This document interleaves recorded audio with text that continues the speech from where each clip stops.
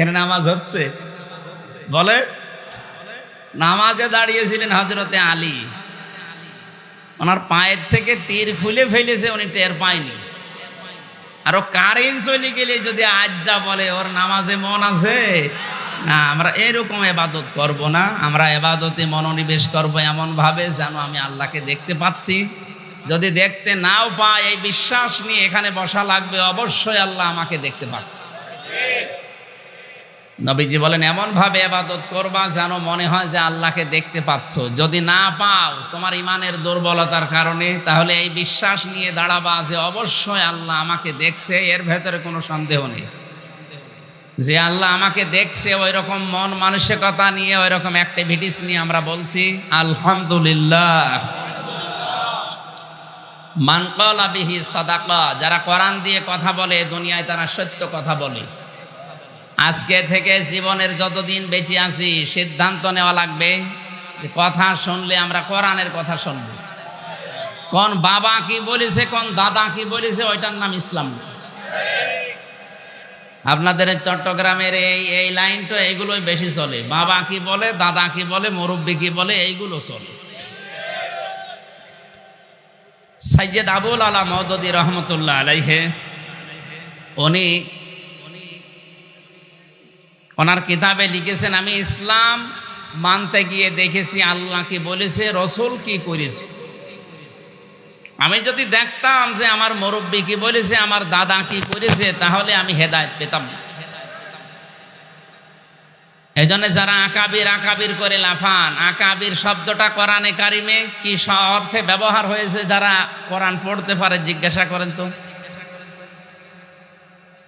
কাফেরদের চরিত্র ছিল ওইটা, কোরআন দিয়ে নবীর আদর্শ দিয়ে ডাক দিলে ওরা বলতো না ও কথা আমাদের দরকার নেই, আমাদের বাপ দাদা মুরব্বী আকাবিররা যা রেখে গেছে ওইটাই আমাদের জন্য যথেষ্ট। এ কথা কাফেরদের। কাদের? এই রোগ এখন আমাদের ভেতরে ঢুকেছে। কোরআনে কারিমে আল্লাহ পাক বলেন, ওয়াইদা কিলা লাহুম তাআলাউ ইলা মা আনজালাল্লাহু ওয়া ইলার রাসূলি ক্বালু হাসবুনা মা ওয়াজাদনা আলাইহি আবাআনা। ওয়া মানে এবং ইদা মানে যখন, ইলা মানে বলা হয়, তাআল মানে আসো, ইলা মানে দিকে, মা মানে যা, আনজালাল্লাহ মানে আমি আল্লাহ নাজিল করেছি, ওয়া ইলার রাসূলি আমার রাসূলের আদর্শের দিকে আস। হে নবী আপনি দেখবেন অনেক মানুষ আপনার সামনে আছে, তারা বলবে ক্বালু, একজন দুইজন, এটা বহু বচন। অনেক মানুষ এমন বলবে হাসবুনা আমাদের জন্য যথেষ্ট, মা ওয়াজাদনা যা আমরা পেয়েছি, আলাইহি আবানা আমাদের পূর্বপুরুষ, মুরব্বী, বাপ দাদা, আকাবির, পীর সাহেব, এদের কাছে আমরা যা পেয়েছি এইটাই যথেষ্ট, আপনার কথা আমাদের শোনা লাগবে না। এই চরিত্র ছিল কাফেরদের। কাদের? এই জন্য অন্ধভাবে পৃথিবীতে বিশ্বনবী মোহাম্মদ রাসূলুল্লাহ বাদ দিয়ে কাউকে মেনে নেওয়া জায়েজ নেই। সে যত বড় মুরব্বী হোক আর যত বড় পীর সাহেব হোক, কথা মানতে গেলেই দেখতে হবে এ লোকটা কথা কোরআন দিয়ে বলে কিনা। হ্যাঁ, এখানে আর একটা সমস্যা আছে, বিশেষ করে বাংলাদেশ আর ভারতে। কথা বলবেন না, ভালো করে শোনেন। নবীজির হাদিসের প্রথম শব্দ ছিল মান ক্বালা বিহি সাদাকা, যারা কোরআন দিয়ে কথা বলে এরা সত্য কথা বলে। কিন্তু বাংলাদেশের এই 64 জেলার, ভারতের কয়েকটা প্রদেশ ঘুরে দেখলাম কোরআন দিয়ে কথা বলছে, কিন্তু ব্যাখ্যার নামে অধিকাংশ জায়গায় হচ্ছে অপব্যাখ্যা। বাংলাদেশের ফরিদপুরে একজন আছে, ওই দরবারে একবার যে দেখি তেলাওয়াত করছে, ইয়া আইয়ুহাল্লাযীনা আমানু তাকুল্লাহা ওয়াবতাগু ইলাইহিল ওয়াসিলা ইলা আখিরি আয়াত। সূরা মায়েদার 35 নম্বর আয়াত আসরের নামাজের পরে পড়লো। ইমাম সাহেব ব্যাখ্যা করছে, এই ছেলে কথা বলেন তো,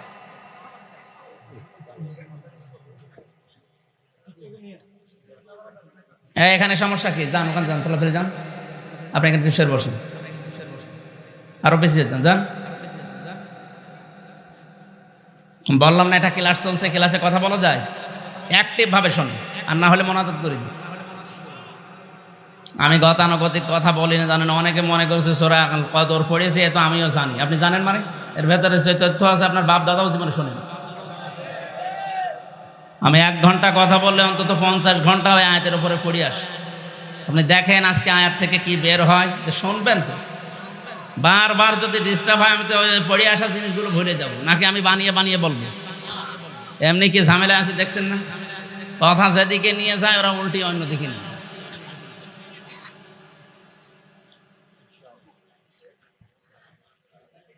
চট্টগ্রামবাসী কোরআনে কারিম থেকে যে কথাটা বলছিলাম, উনি তেলাওয়াত করার পরে অর্থ করছে, ওহে যারা ইমানের দাবি করো, আল্লাহকে ভয় করো, আর আল্লাহ পর্যন্ত পৌঁছাতে মাধ্যম তালাশ করো। আর এই মাধ্যম হচ্ছে পীর সাহেব।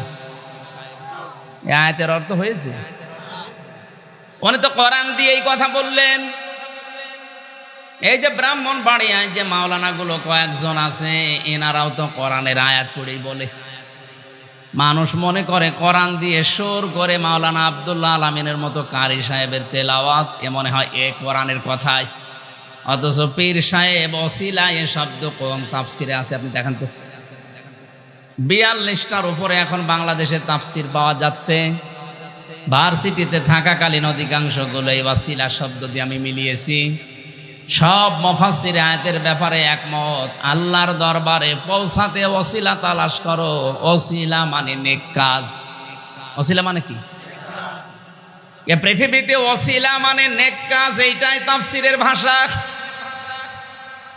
যত বড় বড় মুফাসসিরে দুনিয়া থেকে বিদায় নিয়েছে, যারা তাফসির লিখেছে, তারা কোরআনে কারিমের ওসিলা শব্দের ব্যাখ্যায় নেক কাজ লিখলো। আর আপনি পীর সাহেব বানিয়ে দিলেন নিজের ধান্দা, নিজের ব্যবসা ঠিক রাখার জন্য। এই জন্য বলছি, কোরআন দিয়ে কথা বললে সত্য কথা বলে, হ্যাঁ ঠিক আছে, কিন্তু কোরআনের কথা হওয়া লাগবে কোরআন দিয়ে। আপনি তো কোরআন দিয়ে কথা বলার পরেই মন মতো ব্যাখ্যা করছেন। এই জন্য ওইটা বোঝার মতো যোগ্যতা আপনাকে আগে আবার অর্জন করা লাগবে। তাহলে কোরআনের তাফসীর শুনে আপনি নিজেও আনন্দ পাবেন, মজা পাবেন। মসজিদে নববীতে ওই জায়গাটা এখনো পর্যন্ত সবুজ কার্পেট দিয়ে ঘিরে রাখা আছে, যেখানে সাহাবায়ে কেরাম নবীর কণ্ঠে কথা শুনতেন, তাফসীর শুনতেন, হাদিস শুনতেন। আসহাবে সোফা বলা হয়। খেয়ে না খেয়ে তারা মাসের পরে মাস ওখানে পড়ে থাকতো। তারা বোঝার মতো যোগ্যতা অর্জন করেছিল। খাবার হোক বা না হোক, এই মানুষগুলো ওখানে পড়ে থাকতো। আজও আমরা যদি কোরআনে কারিমের ভাষা শোনার পরে বোঝার মতো যোগ্যতা অর্জন করতে না পারি, আপনি মজাও পাবেন না, আনন্দও পাবেন না। কিছুক্ষণ পরে দেখবেন উঠে চলে যাচ্ছেন। কোরআনে কারিম জানিয়েছে, ওয়াইদা কিসামিউ মা উনজিলা ইলার রাসূলি তারা আয়ুনাহুম তাফিদু মিনাদ দামি'i মিম্মা আরাফু মিনাল হক ইয়াকুলুনা রাব্বানা আমান্না ফাকতুবনা মা'আশ শাহিদিন। সূরা মায়েদা 7 নম্বর পারার 1 নম্বর পৃষ্ঠার 1 নম্বর লাইনে 83 নম্বর আয়াতে আছে। এটা তাফসিরে ফি জিলালিল কোরআনে পাবেন। সৈয়দ কুতুব রহমতুল্লাহ আলাইহি জেলখানায় বসে বসে তাফসির লিখেছেন।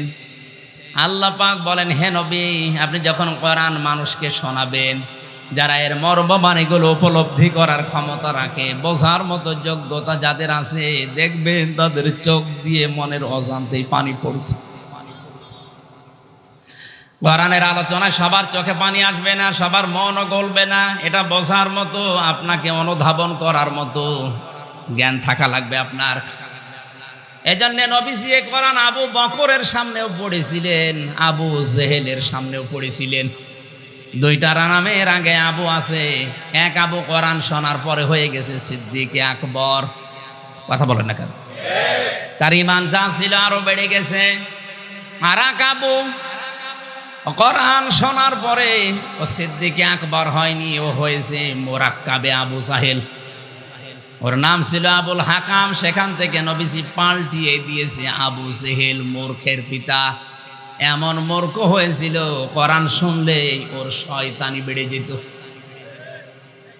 এই জন্য বোঝার মতো, অনুধাবন করার মতো যোগ্যতা থাকলে আপনারও আবু বকরের মতো ঈমান বাড়বে। এমনিতে আপনার চোখ দিয়ে পানি চলে আসবে, আপনি টেরও পাবেন না। মসজিদে নববীতে অসময়ে বসে হযরতে আবু বকর চোখের পানি ফেলে শিশুর মতো কাঁদছিলেন।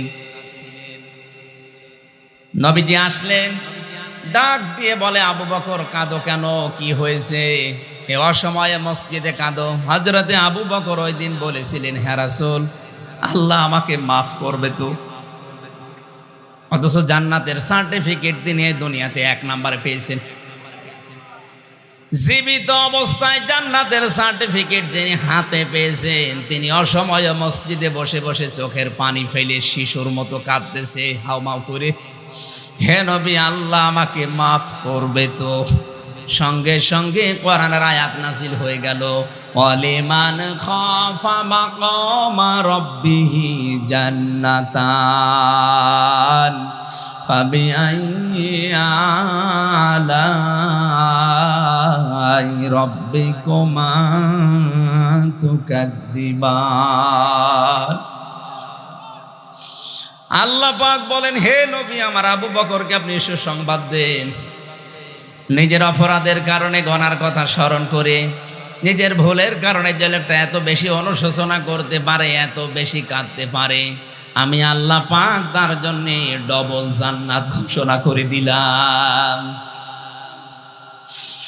এই জন্য কোরআনের আলোচনায় সবার চোখে পানি আসবেন, এটা বোঝার মতো যোগ্যতা আপনার আগে থাকা লাগবে। আমি আবার বলছি, কোরআন দিয়ে কথা বললেই সত্য কথা বলে। তাহলে আমার এ দেশের অনেক আলেম যারা আছে, কোরআন পড়ে নিজের মন মতো নিয়ে যায়, ওইটা কি সত্য কথা? এই যে একটা তার ভেতরে বললাম, কোরআনের আয়াত পড়ছে, উযকুরুল্লাহ যিকরান কাসীরা, আল্লাহর জিকির করো বেশি পরিমাণে। এই বলে জিকির কিছুক্ষণ করেছে, সুবহানাল্লাহ, আলহামদুলিল্লাহ, আল্লাহু আকবার, লা ইলাহা ইল্লাল্লাহ। এবার শুরু করেছে ইয়া আলী বাবা, শাহ আলী বাবা, দয়াল বাবা, হু হু। এ কি জিকির? অত কোরআনের আয়াত পড়েই শুরু করেছিল। আমার মনে হয় বিষয়টা এখনো ক্লিয়ার হতে পারেননি। নবীজির কথা ছিল মান ক্বালা বিহি সাদাকা, যারা কোরআন দিয়ে কথা বলে এরা কি কথা বলে? কিন্তু কথা বলা লাগবে সত্যি কোরআন দিয়ে। আজ কোরআনের কথা হাজারো মানুষ আয়াত পড়ছে ঠিক, কিন্তু সঠিক কথাটা তুলে ধরে না। এজন্য কাবারও অনেক ইমাম দেখলাম এখন জেলে। যারা তুলে ধরে তারা এখন অধিকাংশই জেলখানায়। কাবা শরীফের মতো জায়গায় 12-13 জন ইমামের প্রায় 4-5 জন বড় বড় যারা, সব এখন জেলখানায় মাটির নিচে। আমাদের দেশে সব নেই। আপনি জেলখানায় গিয়ে দেখেন কত আলেম এখনো কোরআনের হক কথা বলার কারণে পচতেছে। কোরআনের সঠিক কথাগুলো তুলে ধরতে গিয়ে যারা জেলখানার অন্ধপ্রকোষ্ঠে ফাঁসির ওই কন্টেম সেলের ভেতরে ঢুকে ঢুকে দিন পার করছেন, আপনার লস নেই। আপনি যে ইবাদত করছেন, আমি তো নিজে থেকে দেখলাম, ওই ইবাদত বাংলাদেশের বাইরে থেকে জীবনও সম্ভব না। কারণ বাইরে এসে আমি এখনো পর্যন্ত কোরআনে কারিমকে এই 2 মাসে 2টা খতমা পড়তে পারলাম না। বুঝে পড়া অর্থ কত দূরের কথা। অথচ ওখানে প্রতি 7 দিনে পড়া কোরআন নামাজে আমার একবার শেষ হয়ে যেত, আর বাইরে অর্থ সহ একবার শেষ হয়ে যেত।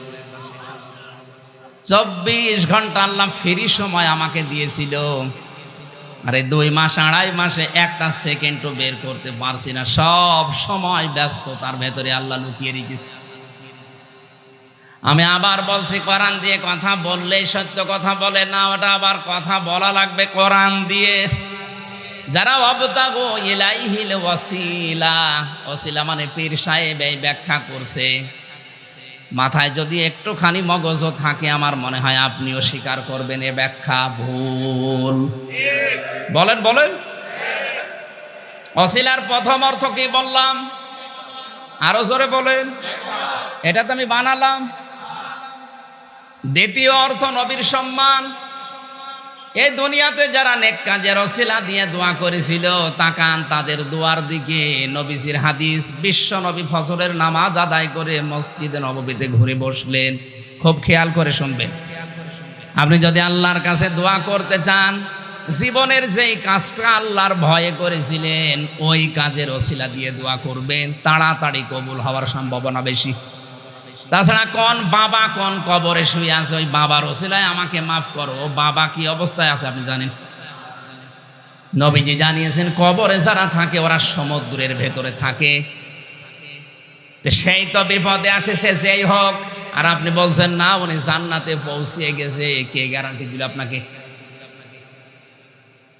মৃত মানুষের নাম নিয়ে আপনি যেভাবে হাই হতাশ করছেন, যেভাবে আশা করে বসে আছেন, আর যেগুলো কাজ কারবার কবরে মাজারে বসে করেন, আমার যতটুকু কোরআনের উপরে বিশ্বাস আমি দেখেছি, শাহজালাল রহমতুল্লাহ আলাইহে, বাইজিদ বোস্তামি রহমতুল্লাহ আলাইহে, এনারা যদি এখন জীবিত হওয়ার সিস্টেম থাকতো, আগে মাজারের খাদেম গুলোকে পিটিয়ে মারত। কুষ্টিয়ার লালন শাহর মাজারে যেভাবে গাঁজা খাওয়া হয়, ও লোকটা কি ছিল আমি জানি না, কিন্তু ও যদি জীবিত হওয়ার সিস্টেম থাকতো, ও লালন শাহ পর্যন্ত ওই গাঁজা খোরদের পিটিয়ে মাজার থেকে বের করে দিত। কবর নিয়ে মাজার নিয়ে সবচাইতে বেশি ব্যবসা বাংলাদেশ আর ভারতে, পৃথিবীর অন্য কোনো দেশে আমি পাইনি। কতগুলো দেশ ঘুরে আসলাম, কই কোনো জায়গাতে কবরের মাজারের ব্যবসা নেই। আপনি কোথায় পেয়েছেন? হাজারো মানুষের সাথে ইনভলভ, এর সাথে জড়িত থেকে নিজের ব্যবসা বাণিজ্য আখের গুছিয়ে নিচ্ছে। সাদা মানুষকে ধোঁকা দিয়ে বোকা বানিয়ে ব্যবসা চালিয়ে যাচ্ছে। নবীজি বললেন নেক কাজের ওসিলা দিয়ে দোয়া করলে যে কবুল হয়। তিনজন যুবক বনি ইসরাইলের পথিমধ্যে রওনা দেওয়ার পরে মানুষগুলো বৃষ্টির কবল নিয়েছে। হঠাৎ আল্লাহর ইশারায় উপর থেকে একটা পাথর গড়তে গড়তে ওই মুখে গেছে আটকিয়ে।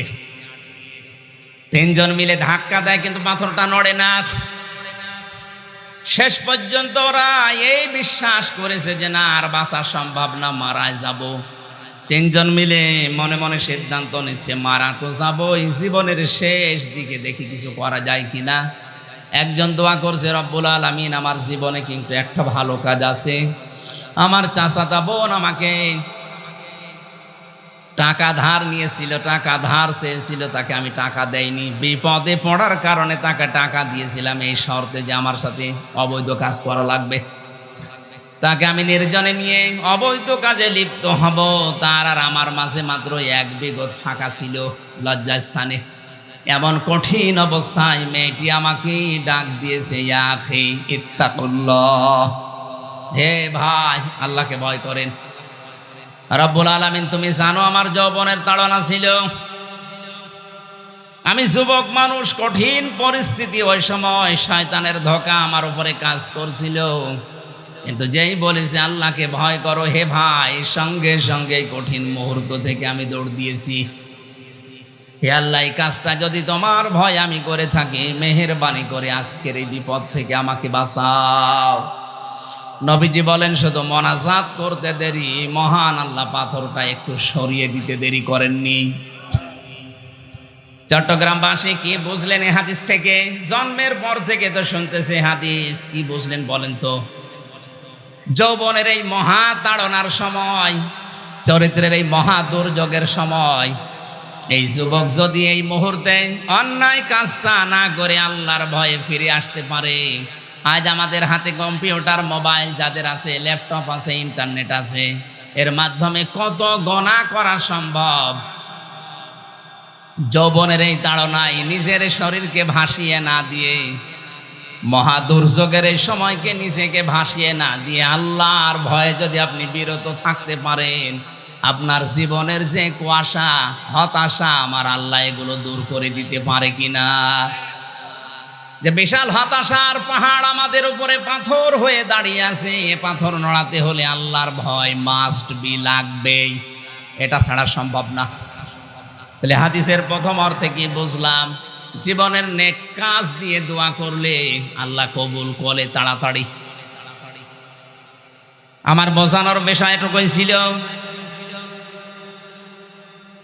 ওসিলা শব্দের অর্থ আল্লাহ নিজে বললেন এটা নেক কাজ, আর আপনি নিজে পীর সাহেব বলে মানুষকে ধোঁকা দিয়ে বোকা বানিয়ে দরবারের কাজ চালিয়ে যাচ্ছেন। কোরআন দিয়ে কথা বললেই সত্য কথা বলে, এটা ঠিক কথা বলেন? হ্যাঁ, কথা হওয়া লাগবে, ব্যাখ্যাটা সম্পূর্ণ।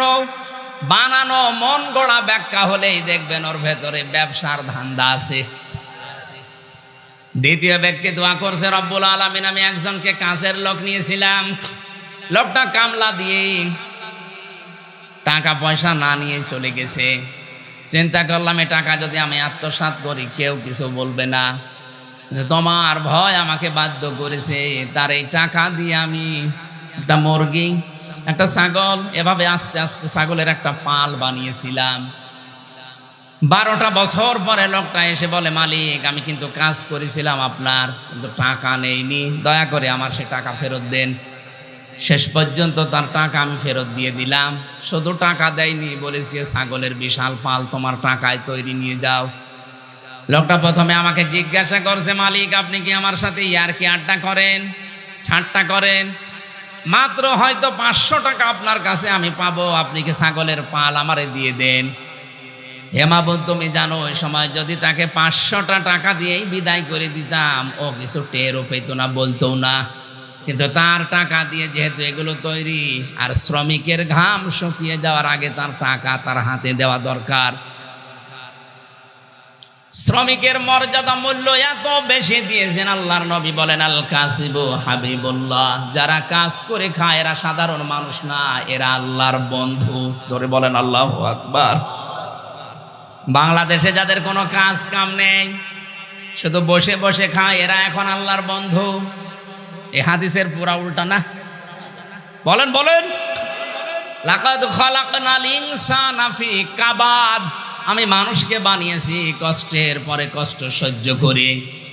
আপনি যদি পরিশ্রম না করেন, কষ্ট না করেন, তা আপনাকে আল্লাহ বানিয়েছে কি খেলা করার জন্যে? সুতরাং আজ 48,000 পীরের দরবারে দেশে অধিকাংশ পীরের কোনো কাজ নেই, শুধু দরবারে বসে খাওয়া, ওদের পেট আর জব বা বড় করা ছাড়া কোনো কাজ আমি দেখছি না। ইসলামের শিক্ষা ব্যবস্থার উপরে এত বড় একটা ঝড় বয়ে গেল। আপনি একটা পীরকে দেখান তো যে রাজপথে নেমে 10 লক্ষ মুরিদ নিয়ে এই মিছিল দিয়েছে, যেটা আমরা মানি না, দেখান। কোনো কাজ নেই, কাম নেই, শুধু বসে বসে খাবেন আর আপনি আল্লাহর ওলি দাবি করবেন। আপনাকে আল্লাহর ওলি ভাবাও গুনাহ। পৃথিবীর কোন নবী এ দুনিয়াতে বসে বসে খাইনি, আমি পাইনি। 25 জন নবীর কথায় দুনিয়ায় কোরআনে কারিমে আল্লাহ দিয়েছেন। প্রত্যেকের জীবনে আমি তাফসীর থেকে পড়ে দেখেছি, প্রতিটি নবী এ দুনিয়াতে কাজ করে খেতেন। হযরতে আদম আলাইহিস সালাম তিনি কৃষি কাজ করে খেতেন। হযরতে দাউদ আলাইহিস সালাম তিনি কামার ছিলেন, লোহা পিটিয়ে সোজা করতেন। আমাদের নবী মুহাম্মদুর রাসূলুল্লাহ তিনি এই দুনিয়াতে ব্যবসা করে খেয়েছেন, বসে খাননি। আর আমরা এমন ওলি হয়ে বসে আছি, কোনো কাজ নেই, শুধু হাদিয়ার উপরে আছি। বলেন সুবহানাল্লাহ, আরো জোরে বলেন নাউজুবিল্লাহ। শ্রমিকের মাল যারা আত্মসাৎ করেন, পয়সা যারা মেরে খান, দুইটা ক্ষতি হবে আপনার। যারা শ্রমিকের সম্পদ মেরে খান, টাকা পয়সা শ্রমিকের মেরে খান, 1 নম্বরে জীবনে ওই দিন থেকে মরণ পর্যন্ত আপনার কোনো ইবাদত মাথার উপরে উঠবে না। 2 নম্বরে যখন মারা যাবেন, আল্লাহ নিজে আপনার বিরুদ্ধে মামলা দিবেন। আজ বাংলাদেশের দিকে তাকান, কত মানুষ শ্রমিকের মাল, শ্রমিকের টাকা মেরে খাচ্ছে, ডাইরেক্ট ইনডাইরেক্ট। এক কথা বলেন না কেন? কত মাঝে মাঝে দেখি শ্রমিকরা আন্দোলন করে,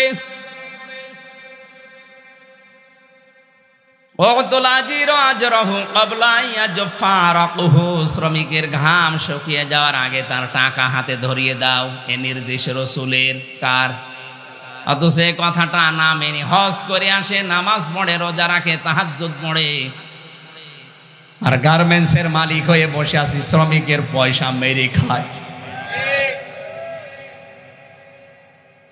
শ্রমিকের মাল যারা আত্মসাৎ করেন তারা মামলার আসামি আমির হামজার। বলেন বলেন কার?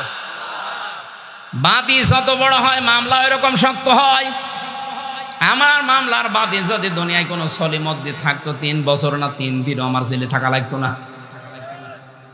কারণ আমি যেখানে চাকরি করতাম আকিস গ্রুপে, আপনি কয় টাকা নেবেন, টাকা দিয়ে হলো আমার 3 দিনের ভেতরে বের করে ফেলতো। তেমন একজন বাদী, টাকা দিয়ে কাজ হবে? মামলার বাদী যদি শক্ত হয়, ও মামলা যত উপরে উঠুক না কেন জামিন নেই। যে মামলা আমারে দিয়েছিল, মামলা তো সিএমএম কোর্টে, ম্যাজিস্ট্রেট কোর্টে জামিন হয়ে যাওয়ার কথা সর্বোচ্চ 3 মাসে, অথচ ম্যাজিস্ট্রেট কোর্ট ফেরত দেয়, জজ কোর্ট ফেরত দেয়, হাই কোর্ট পর্যন্ত বলে না কিছু করার নেই, হাত বাঁধা। বলেন এ সলির মধ্যে যদি হয়তো কয় লাখ টাকা নেবে, ওরা একটু ভয় ভীতি দেখালেই উঠিয়ে যেত। তেমন একজন বাদী, ওরে ভয় ভীতি দেখিয়েও কাজ নেই। এজন্য হাইকোর্টের বিচারপতিরা পর্যন্ত বলে না, যতক্ষণ পর্যন্ত সিগন্যাল না আসবে ততক্ষণ আমরা সই করতে পারবো না। বলেন সুবহানাল্লাহ। তাহলে মামলার বাদী যত বড় হয়, কথা বলেন, শ্রমিকের টাকা যারা মেরে খান এদের বিরুদ্ধে মামলা দায়ের করবে সরাসরি কে? তাহলে মামলা কত বড় আপনি টের পাচ্ছেন। এ হাদিস পড়ার পরে আমার মনে হয় বাংলাদেশে অনেক মানুষ এখন আল্লাহর মামলার আসামি। শ্রমিকের মাল আত্মসাৎ করবেন না, এটা মারাত্মক অপরাধ। জীবনের ইবাদত বন্দেগী কবুল হওয়া শেষ, আপনি আল্লাহর মামলার আসামি। আরে ভাই, যিনি বিচার করবেন তিনি যদি মামলার বাদী হয়, তে রায় আপনি কি পাবেন টের পাচ্ছেন? আমার কথাগুলো যদিও নরম ভাষায় বলছি, এটা কিন্তু অনেক ওয়েটওয়ালা কথা, আপনার জীবন পাল্টিয়ে যাওয়ার কথা এটাই। আজকে থেকে যতদিন বেঁচে আছেন, দুনিয়ায় একদিকে চলে গেল, শ্রমিকের মাল আত্মসাৎ করবেন না, আপনি বিপদে পড়বেন। হে আল্লাহ, আমি ওই জিনিসগুলো তাকে দিয়ে দেওয়ার পরে লোকটা চলে গেল, এই কাজটা শুধু তোমাকে ভয় করে করেছিলাম, যদি এই নেক কাজটা তুমি পছন্দ করো, দয়া করে বিপদ থেকে আমাকে বাঁচাও। নবীজি বলেন, দোয়া কমপ্লিট করার পরে দেখা গেল পাথরটা আর একটু সরে গেছে, কিন্তু এখনো পর্যন্ত বের হওয়ার সিস্টেম হয়নি, আলো বাতাস ঢুকতেছে। 3 নম্বর লোক দোয়া করছে, রব্বুল আলামিন, আমি কসাই ছিলাম, ছাগল চড়াতাম, বকরি চড়াতাম, উট চড়াতাম, এগুলো কমপ্লিট করে বাড়িতে যেয়ে দেখি আমার স্ত্রী এখনো পর্যন্ত জেগে আছে, আমার সন্তান 2টা কাঁদতেছে, আমার মা ওদিকে জেগে আছে। কোরআনে কারীম আল্লাহ রাব্বুল আলামিন জানিয়েছেন, আমার ইবাদতের পরে এই দুনিয়াতে স্থান হচ্ছে মা আর বাবার। কার? আমি এই 14 দিন মক্কা মদিনায় থেকে একটা ভিডিও সবচাইতে বেশি আমার চোখে নাড়া দিয়েছে। বাংলাদেশের একটা জেলায় 6 জন ছেলে মেয়ে, লোকটার 4টা ছেলে 2টা মেয়ে, এই 6 ভাই বোন মিলে লোকটার জমি জায়গা নিজেদের নামে লিখে লোকটাকে রাস্তায় ছেড়ে দিয়েছে। যা, অথচ লোকটার বয়স এখন 95 বছর। সে বলে আপনি শেষ করে দিলেন। শুধু দোষ ওই 6 ছেলে মেয়ের, ওই মুরব্বীর দোষ নেই। ও 6টা ছেলে মেয়ে তো জানেই না যে মা বাবা কি জিনিস, কারণ ওদেরকে ওই শিক্ষা কোনোদিন ওই মা বাবা দেয়নি। অথচ ওই 6টা ছেলে মেয়ের সব হায়ার এডুকেটেড, সব শিক্ষিত, সব ইংরেজি শিক্ষিত, অধিকাংশগুলোই বাইরের দেশে থাকে।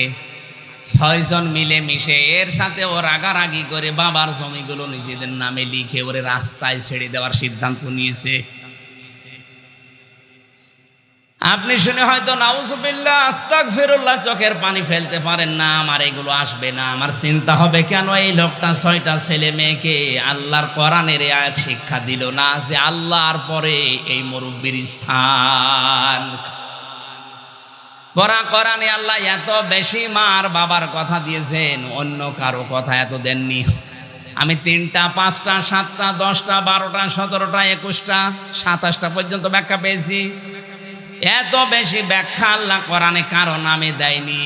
এখানে আলেম নেই, এবং আলেমদেরকে বলছে এবার অখফিদ লাহুমা জানাহাযুল্লি মিনার রাহমা ওয়া কুর রাব্বিরহামহুমা কামা রাব্বায়ানি সাগীরা। জন্মের পর থেকে আয়াতটাই হুজুর শুনছে। এই আয়াতের ভেতরে গোপন কিছু তথ্য আছে। আছেন তো আপনারা? আল্লাহ পাক বলেন অখফিদ, খফজুন শব্দের শাব্দিক অর্থ হচ্ছে ডাউন করা, এরপরে ফল করা। হে পৃথিবীর সন্তানেরা, ডাউন কর, ফল করে দে। কি ডাউন করবি? জানাহাযুল্লি, তোর ডানার ছায়া। কিসের ছায়া? চট্টগ্রামবাসী মানুষের ডানা হয়? হ্যাঁ, কি মানুষের কি হাত হয়? তাহলে আয়াত ভুল না? না মানে পুজিয়ে দিন। ডানা তো পাখির হয়, আল্লাহ পাখির ডানা এখানে দিলেন হাওলাত করে, ধার করে। আল্লাহর কম পড়ে গেছে? এরোপ্লেনের ডানা আছে, হেলিকপ্টারের ডানা আছে না নেই? উড়োজাহাজের ডানা আল্লাহ ধার করে না নিয়ে পাখির ডানা নিলেন কেন? আল্লাহ এই জন্য নিয়েছে, কারণ হেলিকপ্টারের ডানা এটা শক্ত, এটা ডাউন হয়, ফল হবে না, ফল হলে উড়বে না। পাখির যে ডানা আছে ওর ভেতরে পর আছে, পাখা আছে, পালক আছে, এত নরম, এত সফট, এত কোমল। একটার সাথে আরেকটা যখন লেগে যায়, পাখি যখন এভাবে করে ফল করে দেয়, বাচ্চাগুলো ওর নিচে কিচির মিচির একটা আওয়াজ দিয়ে অনির্বচন সুখ অনুভব করে। শব্দটা কি বললাম? একটা অনির্বচন সুখ অনুভব করে। এই জন্য দেখবেন কিচির মিচির আওয়াজ দিচ্ছে। আল্লাহ পাক পাখির ডানা হাওলাত করে আমির হামজাকে লাগিয়ে জানাতে চেয়েছেন, হামজা তোর মার বাবা যতদিন দুনিয়ায় বেঁচে থাকে ওরা যেন এই বিশ্বাস করতে পারে যে আমার হামজা থাকতে আমাদের কোনো অসুবিধা নেই। চট্টগ্রামবাসী আমাদের মা বাবাকে এখন মনে করতে পারছে? বলেন বলেন, পারে না। কাদের কারণে? আমি যে 7 জনের নাম পেয়েছি তার ভেতরে 1 নম্বরে অধিকাংশ মার বাবা সন্তানের জন্য এখন এই ধারণা আর করতে পারে না যে আমার হামজা থাকতে অন্তত আমাদের মরণ পর্যন্ত আর অসুবিধা নেই। এটা পারে না 1 নম্বরে বোর কারণে। নাকি বেশি বলে ফেললাম? আজ হাজারো বউ নিজের মা বাবাকে যেই নজরে দেখে, শ্বশুর শাশুড়িকে ওই নজরে দেখলে কোনোদিন বাংলাদেশে কোনো পরিবারে কোনো ছেলে আলাদা হতো না। আমি নিজে একজন জামাই, এখানে যারা আছে প্রায় সব জামাই। বুকে হাত দিয়ে জিজ্ঞাসা করেন এদেরকে, প্রতিটি জামাই যেভাবে শ্বশুর আর শাশুড়িকে যেই নজরে যেই মনে দেখে, বৌমাগুলো যদি আমাদের মা বাবাকে ওই নজরে দেখতো, বাংলাদেশ জান্নাত হয়ে যেত।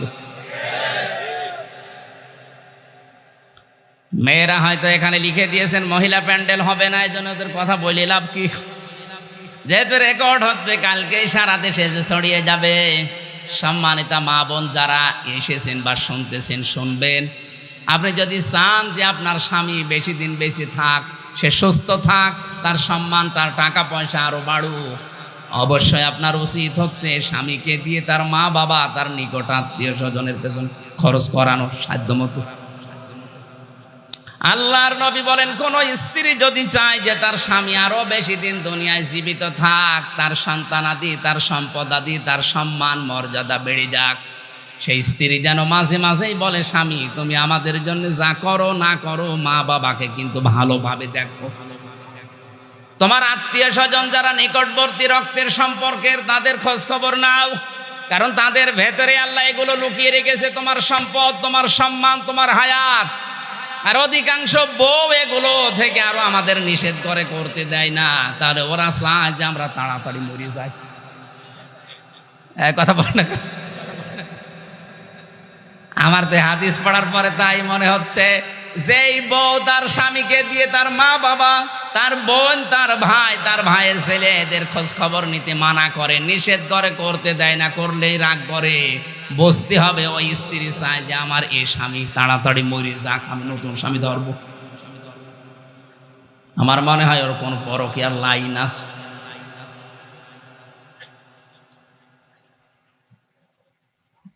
লোকটা বলে, রব্বুল আলামিন তুমি জানো ওই ময়দানে আমার স্ত্রী কাঁদছিল ক্ষুধার যন্ত্রণায়, আমার সন্তান দুইটা কাঁদছিল, তাদের মুখের দিকে আমি এই গরু এই ছাগল বা এই উটের দুধগুলো দহন করে দেইনি। আগে গেছি আমার মায়ের ঘরে, কারণ আমি জানি পৃথিবীতে সর্বপ্রথম আমার দায়িত্ব মায়ের খাবারের ব্যবস্থা করা। সর্বপ্রথম আপনার সম্পদ আপনার মায়ের জন্য খরচ হবে, এটা তো আমি বানালাম। হ্যাঁ, সূরা বাকারা ২ নম্বর পারা ১২ নম্বর পৃষ্ঠা ১৩ নম্বর লাইনের ২১৫ নম্বর আয়াতের প্রথম অংশে আল্লাহ জানিয়েছেন, ইয়াসআলুনাকা মাযা ইউনফিকুন। হে নবী, ওরা যদি জিজ্ঞাসা করে যে টাকা পয়সা খরচ করব কোথায়, আপনি বলেন কুল মা আনফাকতুম মিন খায়রিন ফালিল ওয়ালিদাইনি ওয়াল আকরাবিন ইলা আখির আয়াত। ভালো ভালো কাজে খরচ করো। দুনিয়ায় যত ভালো কাজ আছে তার ১ নাম্বার ভালো কাজ নিজের মা আর বাবার জন্য ব্যয় করা। সুবহানাল্লাহ বলতে পারেন না? এই তালিকা বানিয়েছে কে? আরো জোরে বলেন। সর্বপ্রথম মা বাবা, এরপরে নিকট আত্মীয়। এ দুনিয়ায় সবচাইতে বেশি নিকটে থাকে আপনার স্ত্রী, নাকি? এরপরে আপনার সন্তান, এরপরে আপনার চাচা, ভাই, ফুফু, এরপরে আস্তে আস্তে দূরে যান। চট্টগ্রামবাসী এলাকাতে আমি আপনাকে নাম ধরে বলছি, আল্লাহ তালিকা বানিয়ে দিলেন যে জীবনের টাকা পয়সা ইনকাম করলে উপায় করবে, এভাবে এভাবে খরচ করবে, তালিকা দিয়ে দিলাম। মা বাবা, স্ত্রী, সন্তান, ভাই, চাচা, ফুফু, কয়জনের বললাম? এই যে সিরিয়াল করছেন আল্লাহ, এই 7টা সিরিয়াল বাদ দিয়ে আপনি যদি একবারে চলে যান সেই বরিশালে, এই কথা না বোঝার ভান করে আছেন না? আপনি মিটি মিটি হাসতেছেন মানে নাকি সিরিয়াল আমি বানালাম? আমি তো আয়াত নাম্বার, পারা নাম্বার, পৃষ্ঠা নাম্বার, লাইন নাম্বার পর্যন্ত বললাম। আপনি বাড়ি যেয়ে মিলান তো, এই সিরিয়াল আল্লাহ বানিয়েছে। আল্লাহর এই 7টা সিরিয়াল বাদ দিয়ে আপনি একবারে 8 নাম্বারে বরিশাল চলে যাচ্ছেন। বরিশালের কথা এখানে আছে, সিলেটের কথা আছে, চট্টগ্রামের কথা আছে। কোন কারণে ওখানে চলে যাচ্ছেন এই 7টা বাদ দিয়ে? এ লোকটা কি বোঝে না যে সর্বপ্রথম নিজের বউকে দেওয়া লাগবে, নিজের ছেলেকে মেয়েকে না, আগে মায়ের নাম। এই জন্য মাকে আগে দিয়ে এরপরে স্ত্রী সন্তানকে আমি দিয়েছিলাম। আল্লাহ, তোমার আদেশ মানতে গিয়ে কাজটা আমি করেছিলাম, দয়া করে বিপদ থেকে আমাকে বাঁচাও। নবীজি বলেন, জীবনের নেক কাজের ওসিলা দিয়ে দোয়া করার সঙ্গে সঙ্গে আল্লাহ পাথর সরিয়ে দিয়েছেন। আজ আমাদের জীবনে যাদের হতাশার কালো পাহাড় পাথর হয়ে আছে, জীবনে হতাশা, কর্মজীবন নেই, জীবনে রোগ শোক থেকে মুক্ত হতে পারছি না, টাকা পয়সা হাতে থাকে না, হাজারো সমস্যা নিয়ে জর্জরিত। আমাদের উচিত এখন মা বাবার খেদমতে যতটুকু পারা যায় নিয়োজিত রাখা। তাহলে আমাদের জীবনের যে বিশাল পাথর, এটা আমার আল্লাহ সরিয়ে দিতে পারে না? পারে না? 6 ছেলে মেয়ে মিলে ওকে রাস্তায় বের করে দিয়েছে, যান। এমনিতে দেয়নি, কারণ আল্লাহর ঘোষণা তো ওই লোকটা ছেলে মেয়েকে শোনায়নি, পড়ায়নি। আপনিও যদি ওই রকম করেন, আপনার আজকে যে বাড়িতে ছিলাম ওর 8টা ছেলে, এদেরকে যদি কোরআনে কারিমের আয়াত শিক্ষা না দেওয়া হয়, ওই মা বাবাকে একদিন না একদিন ওরাও 8 ভাই মিলে বাড়ি থেকে বের করে দেবে। কারণ জানে না যে মা বাবা কি জিনিস। শিক্ষা ব্যবস্থা এখন যেগুলো চলছে, এভাবে যদি চলতে থাকে, আগামী 10 বছর পরে মা আর বাবা কি ও সন্তান চিনবে না। বাইরের দেশের মতো বৃদ্ধাশ্রমে আপনাকেও রেখে আসবে। এই জন্য একটা কাজ করতে পারেন। আমারও 2টা মেয়ে আমি মাদ্রাসায় আগে দিয়েছি, যে আগে কোরআন হাদিস পড়ে আমরা যে কি এটা আগে জানুক। আমার মেয়েকে আমি ডাক্তার বানাবো নিয়ত করেছি, ডাক্তার বানানো নিষেধ না, কিন্তু কোরআনে কারিম আগে শিক্ষা দিয়ে ওর ভেতরে বীজ তৈরি করে দেয় যে আমি যে কি, আল্লাহর পরে যে আমার স্থান, কোনোদিন যেন আমার মর্যাদাও ভুলে না যায়, এটা আগে জানুক। ও ডাক্তার হোক, ইঞ্জিনিয়ার হোক, বৈজ্ঞানিক হোক, কোনো অসুবিধা নেই। ওই লোকটার 6টা ছেলে মেয়ে তো বড় বড় জায়গায় আছে, কিন্তু কোরআনের আয়াতগুলো তাকে শিক্ষা না দিয়ে এখন লোকটাই 95 বছর বয়সে আশ্রয় হয়েছে কোথায়? রাস্তায়। বৃদ্ধাশ্রমেও সে টাকা লাগে, রাস্তায় ফেলে দিয়ে যা। মা বাবার খেদমতের মাধ্যমে আমাদের জীবনের হতাশার এই কালো পাথর এগুলো নড়ানো সম্ভব। এই যে জীবনের নেক কাজের ওসিলা দিয়ে দোয়া করলে কবুল হয়। ওসিলা শব্দের শাব্দিক অর্থ নেক কাজ। আজ তাফসীর করতে গিয়ে অনেকে এই ওসিলা শব্দকে নেক কাজ না দিয়ে, নবীর সম্মান না দিয়ে নিয়ে যাচ্ছে পীর সাহেবের দিকে। যেন আবার বলছি, কথা শুনতে হলে কোরআন দিয়ে কথা শুনতে হবে, কিন্তু এটা বোঝার মতো যোগ্যতা আপনার থাকা লাগবে। অমান হাকামা বিহি আদালা, যারা কোরআন দিয়ে বিচার করে এরা ন্যায় বিচার করতে পারে। গতকালকে আমার মামলার চার্জশিট দিয়েছে, যারা সাক্ষী দেবে আল্লাহর কসমে কোরআন আমার সামনে, প্রত্যেকটা কথা সাক্ষী দেওয়ার সময় আপনার মিথ্যা সাক্ষী দেওয়া লাগবে। কারণ আপনি যা দিয়েছেন একটা বিষয় আমি জানি না। কোরআন আমি হাতে নিয়ে বলছি, আল্লাহর কসম যেগুলো চার্জশিটে লিখেছেন, আনসার আল ইসলামের কি যেন লিখেছে ও সাদা জীবনে আমি জানি না। অবশ্যই এর বিরুদ্ধে কেউ সাক্ষী দেবে না, দেবে না? চার্জশিট যখন দিয়েছে অবশ্যই সাক্ষী দেবে। সাক্ষী যারাই দেবে, একটা সাক্ষী কি সত্য কথা বলবে? আমার বিরুদ্ধে সাক্ষী দিতে হলে সব মিথ্যা কথা বলা লাগবে। অথচ রহমানের বান্দার যে 12টা গুণ আমি কোরআনে পড়েছি, তার 9 নম্বরের গুণ হচ্ছে ওয়াল্লাযীনা লা ইয়াশহাদুনা যুর। হে নবী, ওই মানুষগুলো মিথ্যা সাক্ষী দেবে না।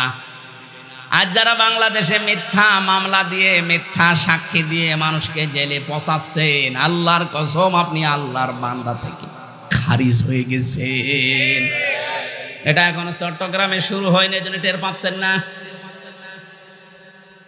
বাংলাদেশের হাজারো হাজারো মানুষ আজ জেলখানায় বিনা কারণে, মিথ্যা মামলায়, মিথ্যা সাক্ষীর কারণে, কিচ্ছু জানে না, বছরের পর বছর পড়ে আছে।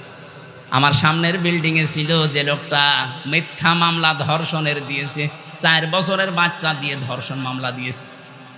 রাগারাগি ছিল, ধর্ষণ মামলা দিয়ে আছে লোকটা, প্রায় 2.5 বছর পড়ে আছে, কোনো খোঁজ নেই।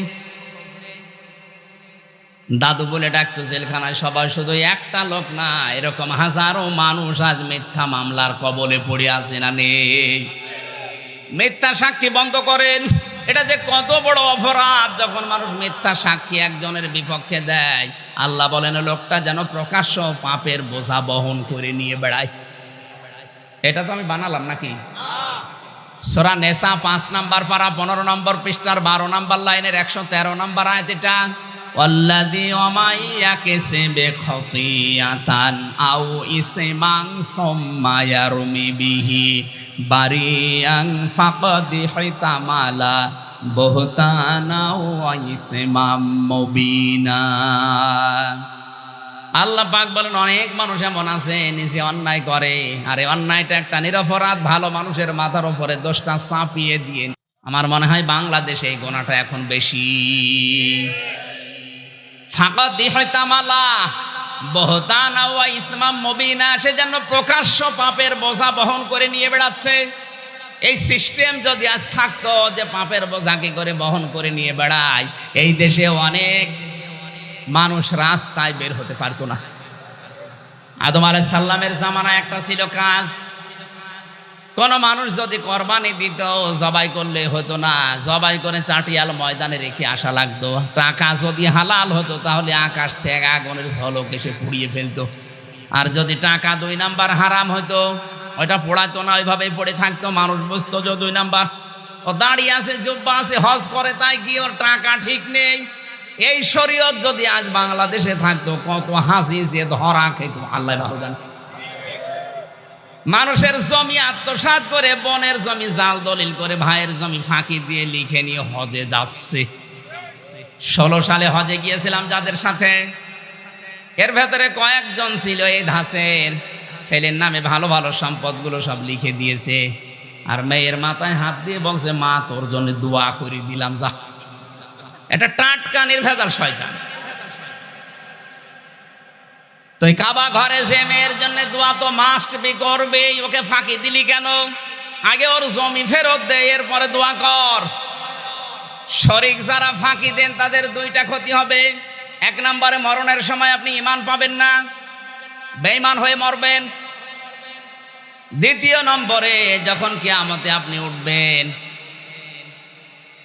এই পাপের বোঝাগুলো এই জমি জায়গায় একটা দুইটা না, 7 তবক জমিন আপনার মাথার উপরে আল্লাহ চাপিয়ে দেবেন।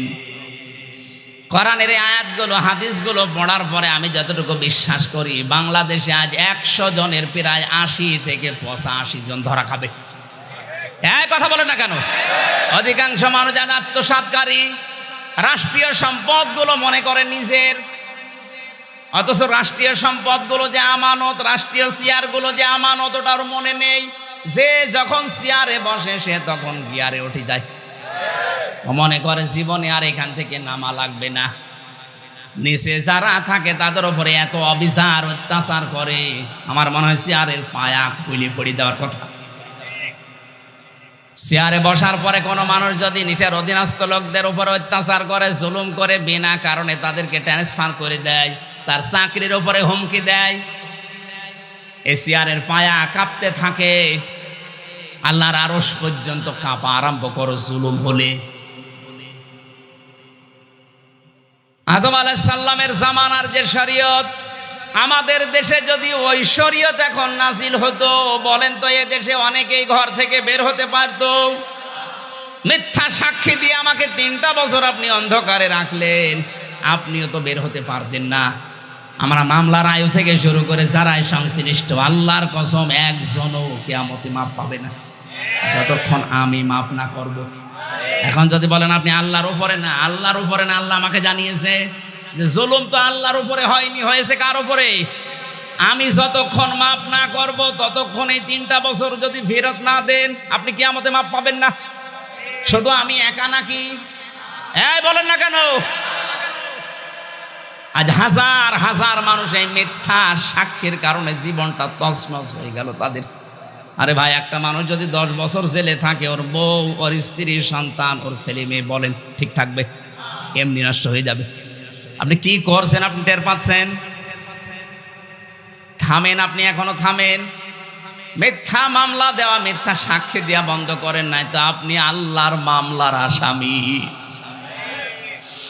ইন্নামাস সাবিলু আলাল্লাযীনা ইয়াযলিমুনান নাস ইলা আখিরি আয়াত, সূরা সূরা 25 নম্বর পারা 6 নম্বর পৃষ্ঠার 9 নম্বর লাইনের, এটা 42 নম্বর আয়াতে আছে।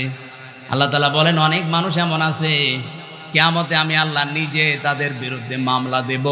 আমি আল্লাহর মামলার আসামি তারা যারা মানুষ হয়ে মানুষের উপরে জুলুম করছে। এই আয়াত পড়ার পরে আমার সবচাইতে বেশি ভয় হয় বাংলাদেশে আজ হাজার হাজার মানুষ আল্লাহর মামলার আসামি। কারণ এই কেসটা আমির হামজাবাদী কেস না, পুলিশবাদী কেস না। পুলিশের কাজে বাধা দিলে মামলা হয়। এই কেসের নাম কি? পুলিশবাদী কেস। কি হয়? মানুষ হয়ে মানুষের ওপর যারা জুলুম করছেন, এটা কিন্তু আল্লাহবাদী কেস। না জানি আপনি এখন আল্লাহর মামলার আসামি হয়ে মারা যাচ্ছেন কিনা। যতই হজ করেন, যতই তাহাজ্জুদ পড়েন না, হবে না। আপনি তো যার তার মামলার আসামি হয়ে গেছেন। আপনি আল্লাহর মামলার আসামি, যিনি বিচার করবেন তিনি বাদী। আপনি নিজেই বলেন আপনি এখন যাবেন কোথায়? এজন্য কোরআনের বিচার ব্যবস্থা যতদিন কায়েম না হবে ততদিন ন্যায় বিচারের তুলনায় অবিচার হওয়ার সম্ভাবনা নেই। আমরাম মিন ইনদিনা ইন্না কুন্না মুরসিলিন। সাদাকাল্লাহুল আযীম। আল্লাহুম্মা আমিন। রব্বানা যালামনা আনফুসানা ওয়া ইল্লাম তাগফির লানা ওয়া তারহামনা লানাকুনান্না মিনাল খাসিরিন। এই মোনাজাত হচ্ছে আল্লাহর কাছে। আমি কাবার মসজিদে নববীর এখনো পর্যন্ত মেহমান, কেবল এসেছি। মোনাজাত হচ্ছে বসে, তাহাজ্জুদের সময় এসে যাচ্ছে।